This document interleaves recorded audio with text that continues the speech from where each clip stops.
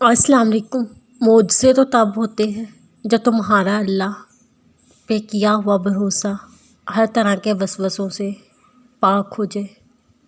نماز کے لیے سستی ایمان کی کمزوری کی علامت ہے۔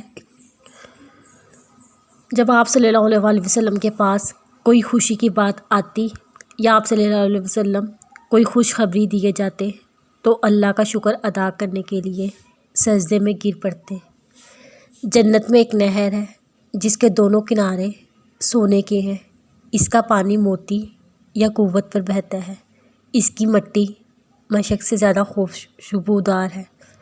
اس کا پانی شہد سے زیادہ میٹھا ہے اور برف سے زیادہ سفید ہے۔ میری دعا ہے اللہ کریم یہ نہر آپ کو دکھائے اور اس کا پانی پینا نصیب فرمائے، آمین۔ میں نے اللہ سے بہتر مانگا، اس نے مجھے بہترین سے نواز دیا۔ جو باتیں تکلیف دیں انہیں دل میں رکھنے کے بجائے پاؤں کے نیچے رکھیں۔ ہر تکلیف اذیت نہیں ہوتی، کچھ تکلیفیں ایسی بھی ہوتی ہیں جو ہمیں صابر بنا دیتی ہیں، اور صبر کرنے والے اللہ کے پسندیدہ لوگ ہوتے ہیں۔ کچھ باتیں کچھ کام انسان کے بس میں نہیں ہوتے، ان کو اللہ کے سپرد کر دینا بہتر ہوتا ہے۔ اولاد کے لیے باپ وہاں بھی ہاتھ پھیلا لیتا ہے جہاں وہ پاؤں رکھنا گوارا نہیں کرتا۔ اللہ کبھی کسی کو ایسی محتاجی نہ دے، آمین۔ کوئی دوسرا ہمارا دل نہیں توڑتا، ہم خود اپنا دل توڑتے ہیں، ایک ایسی جگہ رہ کر جہاں ہماری کوئی ضرورت نہیں ہوتی۔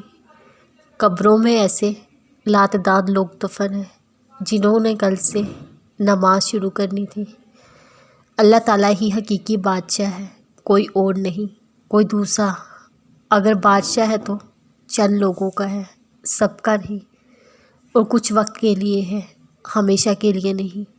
جبکہ اللہ تعالیٰ سب کا بادشاہ ہے، ہمیشہ کے لیے بادشاہ ہے، بادشاہی کا مالک بھی وہی ہے۔